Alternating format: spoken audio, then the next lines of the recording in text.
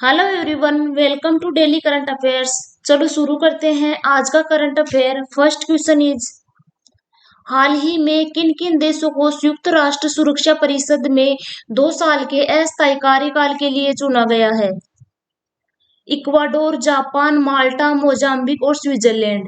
ये देश 1 जनवरी 2023 से 2024 तक 2 साल के अस्थायी कार्यकाल के लिए भारत, आयरलैंड, केन्या, मेक्सिको व नॉर्वे की जगह लेंगे। संयुक्त राष्ट्र सुरक्षा परिषद के एक अस्थायी सदस्य के रूप में भारत का 2 साल का कार्यकाल दिसंबर 2022 में समाप्त होगा।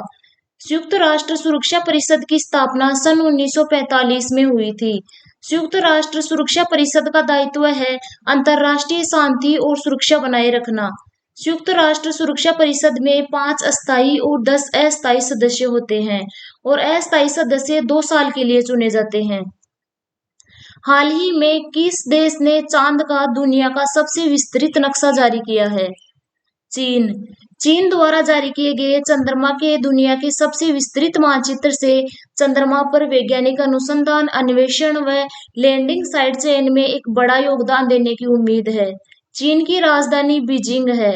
चीन के राष्ट्रपति शी जिनपिंग है। हाल ही में किसे मनरेगा लोकपाल नियुक्त किया गया है? एन.जे. ओझा। एन.जे. ओझा को मनरेगा यानी महात्मा गांधी राष्ट्रीय ग्रामीण रोजगार गारंटी योजना के तहत 2 साल के लिए लोकपाल नियुक्त किया गया है। नरेगा यानी राष्ट्रीय ग्रामीण रोजगार गारंटी अधिनियम 2005 को पूरे भारत में 1 अप्रैल 2008 को लागू किया गया और बाद में इस योजना का नाम नरेगा से मनरेगा यानी महात्मा गांधी राष्ट्रीय ग्रामीण रोजगार गारंटी योजना करके 31 दिसंबर 2009 को लागू किया गया। मनरेगा का उद्देश्य काम के अधिकार की गारंटी देना है। हाल ही में प्रधानमंत्री नरेंद्र मोदी ने कहां पर इन स्पेस के मुख्यालय का उद्घाटन किया है? अहमदाबाद। इन स्पेस यानी Indian National Space Promotion and Authorisation Centre भारतीय राष्ट्रीय अंतरिक्ष संवर्धन और प्राधिकरण केंद्र।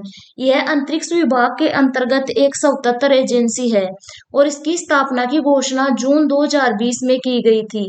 उद्देश्य यह सुनिश्चित करना कि इसरो अनुसंधान एवं विकास, ग्रहों के अन्वेषण और अंतरिक्ष के रणनीतिक उपयोग आदि पर ध्यान केंद्रित कर सके।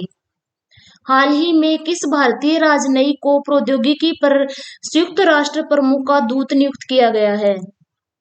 अमनदीप सिंह गिल। संयुक्त राष्ट्र महासचिव एंटोनियो गुटेरस ने अंतर्राष्ट्रीय डिजिटल सहयोग के कार्यक्रमों के समन्वय के लिए वरिष्ठ भारतीय राजनयिक अमनदीप सिंह गिल को प्रौद्योगिकी पर अपना दूत नियुक्त किया है। वर्तमान में ये जिनेवा में graduate institute of international and development studies में international digital health and artificial intelligence research collaborative project के मुख्य कार्यकारी अधिकारी हैं। प्रतिवर्ष बाल श्रम निषेध दिवस कब मनाया जाता है? 12 जून। 2022 की थीम बाल श्रम को समाप्त करने के लिए सार्वभौमिक सामाजिक संरक्षण प्रदान करना है। अंतर्राष्ट्रीय श्रम संगठन ने बाल श्रम की विश्वव्यापी सीमा पर ध्यान केंद्रित करने के लिए 2002 में विश्व बाल श्रम निषेध दिवस की शुरुआत की। विश्व में सबसे ज्यादा बाल श्रमिक अफ्रीका में तथा उसके बाद एशिया व प्रशांत क्षेत्र में कार्यरत है। अंतर्राष्ट्रीय श्रम संगठन की स्थापना सन 1919 में की गई। मुख्यालय जिनेवा में है और वर्तमान अध्यक्ष गाय राइडर है। हाल ही में किस राज्य सरकार ने वाईएसआर यंत्र सेवा शुरू की है? आंध्र प्रदेश सरकार ने। आंध्र प्रदेश के मुख्यमंत्री वाईएस जगनमोहन रेड्डी ने वाईएसआर यंत्र सेवा शुरू की है। इस सेवा के तहत लगभग 3,800 ट्रैक्टर और 320 संयुक्त हार्वेस्टर पूरे आंध्र प्रदेश में रायतू भरोसा केंद्रों पर उपलब्ध कराए जाएंगे। आंध्र प्रदेश सरकार का लक्ष्य कुल 10,750 वाईएसआर यंत्र सेवा केंद्र स्थापित करना है। वाईएसआर यंत्र सेवा पहल किसानों को कृषि मशीनरी की कमी को दूर करने और उन्हें सस्ती कीमतों पर मशीनरी किराए पर लेने में बहुत आवश्यक सहायता प्रदान करने के लिए शुरू की गई है। हाल ही में किस देश ने भारत को TBS-2M परमाणु ईंधन के पहले बैच की आपूर्ति की है? रूस।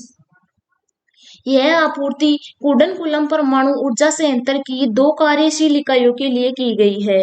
कुडनकुलम परमाणु ऊर्जा संयंत्र की ये इकाइयां VVER 1000 रिएक्टरों द्वारा संचालित है।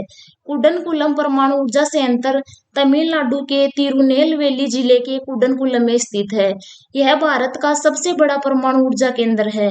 TBS-2M परमाणु ईंधन में गैडोलीनियम ऑक्साइड होता है, जो यूरेनियम ऑक्साइड के साथ मिश्रित होता है। हाल ही में केंद्रीय वित्त मंत्री निर्मला सीतारमण ने कहां पर राष्ट्रीय सीमा शुल्क और GST संग्रहालय का उद्घाटन किया है? पणजी, गोवा में। GST यानी गुड्स एंड सर्विसेज टैक्स, वस्तु एवं सेवा कर, GST को 1 जुलाई 2017 से लागू किया गया।